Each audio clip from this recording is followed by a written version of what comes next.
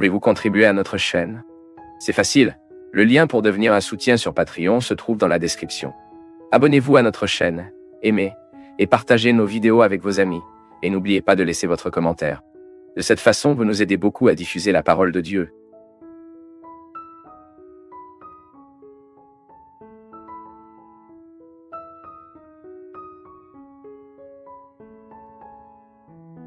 Passer la nuit d'édition de programme. Parfois, le programme qui devra être répété, il passe la nuit à éditer ses œuvres. Cela fonctionne beaucoup. Si vous voyez cette équipe qui est ici, ce sont des travailleurs et n'ont pas beaucoup de temps. Mais vous les regardez, vous chercherez dans leur vie, les consacrer surtout. Trouverez toujours leur espace silencieux devant le Seigneur, cherchant la restauration de cette vie spirituelle qui descend si nous négligeons. Je vous ai dit ici une fois et répété à nouveau. Le fondateur de la congrégation des prêtres du Sacré-Cœur de Jésus, où j'ai été formé, Dieu merci. Toute ma formation que je dois à la congrégation du Sacré-Cœur de Jésus, au Père Jean-Léon Domen. Il a dit ainsi, Dieu ne peut rien faire avec nos œuvres si avant il n'a pas notre cœur. C'est ce dont je parle. Lorsque nous offrons à Dieu notre service et oublions de lui offrir le cœur, qui est la métaphore de toutes mes coulisses, Dieu ne sera pas en mesure de restaurer ce que j'offre à l'autre à travers mon travail. Et en peu de temps, je vais m'offrir. Et m'offrirai seulement moi, je porterai trop. Je serai fatigué. Par conséquent, n'ayez pas peur de présenter dans la dynamique de votre vie quotidienne l'espace de votre restauration intérieure. Cela peut durer silence, prière, respiration profonde. L'exercice d'une respiration profonde est excellent pour ceux qui veulent se reposer, pour ceux qui veulent bien dormir. Une bonne lecture, une chanson qui vous fera du bien. N'allez pas vous coucher sans vous offrir cette oasis qui vous donnera une position pour faire cette patience dans votre cœur. Patience. Un mot fort pour aujourd'hui. Tout aujourd'hui nous invite à aller à la hâte. Le monde aujourd'hui est précipité. Et si nous ne prenons pas soin de nous, nous entrons dans ce rythme rapide, qui nous empêche souvent de réaliser nos vies. La semaine dernière, je voyageais avec ma mère, l'emmenée à Uberlandia, et à un moment donné, j'avais dormi, que j'étais très endormi, je me suis réveillé, et je me suis assis à côté d'elle, et j'ai dit... Lady, je ne voulais pas dormir un peu, non? Et elle m'a dit comme ça, non. Ce paysage est si beau. Si nous perdons. Nous ne voyons pas. J'ai trouvé la réponse de ma mère très sage. Et la vérité. Plusieurs fois, nous n'apprécions pas le voyage ou parce que nous sommes occupés avec tant de choses, que nous voulons même dormir un peu. Ce n'est pas un problème. Mais elle, face à la beauté du paysage qu'elle avait à l'extérieur du bus, elle préférait apprécier ce qui était le voyage. Et c'est intéressant parce que parfois, lorsque nous prenons la route, notre anxiété est d'arriver. C'est pourquoi nous accélérons parfois tant nous sommes à la hauteur de la vitesse autorisée, mettant en danger nos vies, à risque la vie de l'autre. Parce que nous n'avons pas la perception que lors du voyage, la chose importante, Elian Grace, n'est pas dans la destination finale. Mais c'est à chaque étape de ce déplacement qui nous amène à cet endroit. Pour cela, nous devons être de la patience. C'est peut-être la vertu la plus nécessaire pour aujourd'hui. Nous avons de la patience. Patience avec le processus de vie, patience avec les autres autour de nous. Parce que ce n'est que dans la patience que nous constatons que la vie est rare. Cette vie est rare, qu'elle doit être appréciée, pour être de bon goût. Que cette vie mérite d'être vécue à chaque instant, à chaque étape, avec une grande intensité. Et parfois, nous nous fatiguons, non? Nous perdons la capacité d'avoir cette patience. Vous pouvez voir, lorsque nous sommes trop stressés, la première chose que nous perdons est la patience. Nous avons du mal à gérer le temps. Nous avons du mal à faire face à l'attente, à des retards. Nous voulons tout pour hier. Nous mettons notre âme à un rythme aussi rapide qui est si contraire. Mon peuple, nous devons prêter une attention particulière au rythme que nous donnons à notre âme. Plusieurs fois, nous faisons vivre notre âme dans un rythme qui suffoque, qui tue progressivement, et qui impose ce rythme à l'âme, le corps, parce que nous ne pouvons pas séparer les deux réalités. L'anthropologie chrétienne nous enseigne que le corps et l'âme doivent être combinés ensemble. Mais vous ne pouvez pas oublier qu'ils ont des besoins différents. Ce sont deux réalités qui ont besoin de choses différentes. Le corps a besoin d'activité physique, a besoin de nourriture, a besoin de repos, a besoin de connaissances. Mais pas comment ça marche?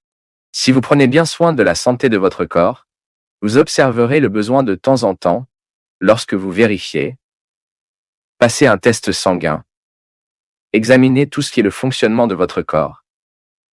Car vous voulez vivre. Vous voulez avoir de la santé. Donc, pour avoir la santé, vous devez gérer les besoins du corps. Vous devez comprendre le mécanisme du corps, comment il fonctionne, quels sont les besoins qu'il a. Le corps doit être hydraté. Nous ne pouvons donc pas oublier de boire de l'eau. Le corps a besoin d'hygiène. C'est pourquoi nous ne pouvons pas nous empêcher de nous baigner, de nous couper les cheveux, de nous couper les ongles. Le corps doit avoir une dynamique. Il doit être disposé. Pour ce que nous mettons une discipline de l'activité physique, afin que ce corps ne soit pas plus vieilli que l'âge que vous avez. Cela se produit également. Parfois nous avons 50 ans, mais à cause de la mauvaise vie que nous avons donnée au corps, que nous avons imposée au corps, nous avons peut-être déjà 70 ans dans la chair, mais pas en réalité. Le corps a donc des besoins que si nous n'observons pas, il entre bientôt un processus de faillite. Ensuite, cette belle vie que vous pourriez apprécier, vous n'aimez pas parce que vous avez négligé les besoins de votre corps. Ensuite, vous allez aux besoins de l'âme. Oh mon Dieu! En quoi les besoins de l'âme sont-ils différents? L'âme a besoin de prière, l'âme a besoin d'un silence. Bien sûr, c'est le corps qui fait ce silence, pour que l'âme puisse se sentir. J'aime dire que quand le corps est silencieux, jusqu'à ce que l'âme commence à ressentir les avantages du corps pour se calmer et silencieux, il se passe un certain temps. Ce n'est pas immédiat. L'âme obtient un vol qu'à l'intérieur du corps, parce que nous nous précipitons toujours. Nous donnons constamment au corps un rythme hallucinant. L'âme a donc du mal à se reposer. Et la prière, la vraie prière, est celle qui muait le corps. L'âme commence également à faire taire. Et puis elle commence à être sujette à Dieu. Elle commence à avoir la possibilité d'avoir une rencontre avec Dieu, car en disciplinant son corps dans le silence, l'âme commence à entrer dans ce contexte de silence, d'immobilité, où nous aurons l'occasion d'entendre Dieu parler avec nous. L'âme a besoin de musique. Combien de fois êtes-vous arrivé fatigué à la maison, pris une douche, vous allongez sur votre lit, mettez-vous une chanson qui vous a détendu, et avez-vous senti que votre âme a remercié cette affection que vous lui avez faite? C'est aussi la prière. Heureusement que nous avons ici les chansons qui nous font prier, ou j'aime dire, les chansons qui prient pour nous. Nous enregistrons tellement de CD, tellement, chaque année. Ici, dans la nouvelle chanson que vous avez une multitude, nous avons ici, oh, ma nouvelle œuvre, Dieu dans la cachette du verset. Toutes ces chansons composites, conçues et élaborées, enregistrées, pour que l'âme vive le plaisir que l'art peut apporter. Ce sont des chansons naturellement religieuses qui font que notre âme profite de cette tranquillité. L'art apprend à notre âme à être patiente. La prière apprend à notre âme à être patiente. Chez Canson Nova, nous avons tellement de produits pour cela. Une conférence, un livre. Vous avez ici le disciple du livre à l'aube. Vous commencez à lire un livre qui a été préparé pour cela. Non seulement nous voulons vendre le travail que nous faisons. Non. La première raison ici, par hasard, ce travail ici peut aider. Aider ici la nouvelle chanson, aide mes œuvres, aide tant de gens. Mais le premier objectif que nous avons lorsque vous écrivez un livre, lorsque vous inventez une chanson, lorsque nous enregistrons un CD, est de fournir à ceux qui nous accompagnent, qui croient en notre travail, apprennent la patience dans cette âme. Nous avons donc une lecture qui nous rassure, qui nous enseigne les valeurs, qui se déplace dans notre tête, qui bouge notre façon de penser. Ensuite, vous réalisez ce mouvement naturel de Dieu, apportant cette patience qui est si fondamentale pour nous, d'avoir un équilibre pour faire face à la hâte de la vie. Parce que je vais vous dire quelque chose aujourd'hui, il est impressionnant de voir comment nous trouvons des gens qui détruisent leur vie parce qu'ils n'ont pas appris la patience. La hâte nous tue. Vous qui m'écoutez, je suis sûr que vous souffrez dans votre chair les conséquences de votre anxiété. L'anxiété tombe-t-elle malade? Le manque de patience nuit à votre relation avec les autres. Nous sommes trop agités, nous vivons trop, nous avons trop d'engagement, de l'immobilité de moins. Vous savez que moi, dans ma vie, comme je suis une personne qui a une vie très publique, je suis tout le temps qui trouve beaucoup de gens. Je travaille beaucoup, j'ai beaucoup d'événements. J'ai pris une règle pour moi. Quand j'arrive chez moi, il y a mon cloître. Parfois, je n'accepte pas l'invitation même à traverser la rue pour déjeuner chez mon voisin. Parce que je sais que mon âme a besoin de ce silence. J'ai besoin de mon silence. Et je pars juste quand je dois vraiment partir. Parce que j'ai trouvé que pour moi, pour vivre cette vie très publique, j'ai besoin que mon espace de vie soit consacré au silence, à l'immobilité, à la prière. Parce que dans cette ruée, je ne peux pas toujours l'être. Mais vous vous êtes déjà demandé, si je venais chez moi et m'obligeais à une routine de vie sociale qui me retirerait pour dîner, pour cela, pour une fête, je ne pouvais pas supporter la vie que j'ai, Et comme je privilégie ma vie de mission parce que je suis missionnaire, j'ai choisi d'être missionnaire. Personne ne m'a forcé à avoir cette vie. Je peux donc obtenir les routes et faire face aux nombreux défis des routes. La dispersion des routes. Mon peuple. Parfois même dans un vestiaire, qui est le dernier endroit avant d'entrer sur la scène pour chanter. Le vestiaire devrait être le lieu de prière, calme, tranquillité. Cela n'existe pas pour moi. C'est là que plusieurs fois, bien sûr, je ne me plains pas, je dis, c'est la vie qui était comme ça. Parfois, j'ai tellement de gens à répondre, tant de gens qui veulent me parler, que lorsque je monte sur scène, j'ai 2-3 minutes là-bas juste pour me concentrer, pour monter sur scène et tout donner sur moi. Je suis allé à Poço de Caldas et c'est bien, l'événement a commencé, le spectacle a commencé, puis mon assistante, Monica, qui est sur le côté, a quitté 10 minutes, et puis j'ai regardé ces gens. Je n'ai pas le courage d'arrêter le spectacle ici maintenant. Parce que j'ai besoin de partir. Il y a la place de mon dévouement. Tu sais pourquoi? Les gens y vont pour m'entendre. Bien sûr, alors je me donne le droit de dire, regardez, je n'augmenterai le CD de personne, je ne prends une photo avec personne parce que j'ai besoin de partir. Mais mon temps d'évangélisation sur la scène est sacré.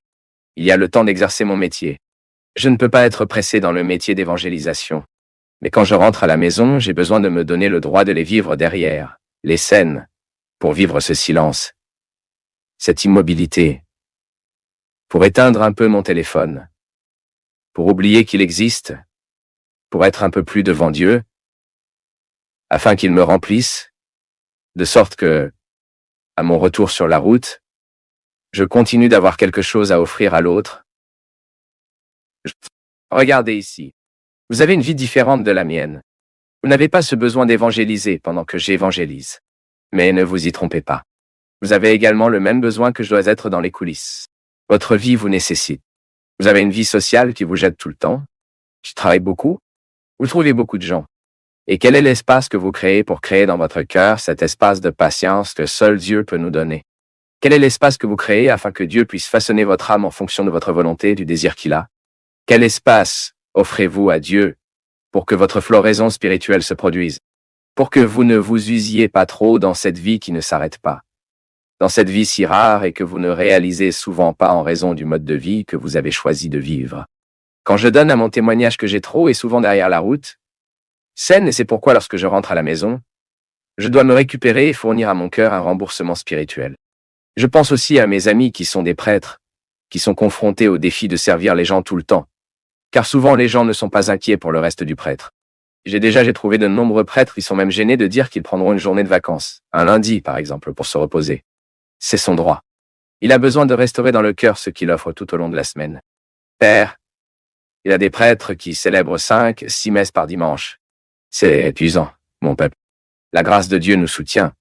Mais nous devons également chercher l'immobilité afin que cette grâce atteigne nos cœurs et nous réinitialise avec notre patience. Plusieurs fois, nous trouvons nos prêtres, nos bergers qui donnent au peuple. C'est parce qu'ils sont fatigués, ils sont excessivement chargés. C'est pourquoi nous, en tant que laïcs, vous qui accompagnez vos prêtres là-bas, faisons attention si le prêtre ne fonctionne pas trop, si vous ne demandez pas trop de lui. Offrez-leur cela. Le prêtre passera une journée à la maison, personne ne vous dérangera. Nous proposerons une maison où nous avons, où vous pourrez vous reposer un peu, passer du temps avec des gens qui ne demanderont rien en tant que prêtre, où le Seigneur n'est qu'un être humain. Là où le Seigneur peut prier, il peut se taire.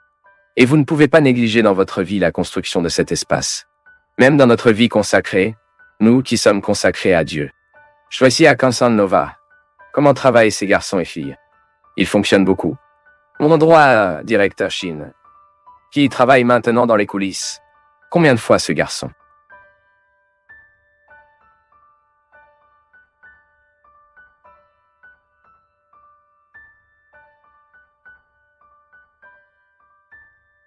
C'est un grand plaisir pour nous tous du Path of Faith d'être avec vous en ce moment.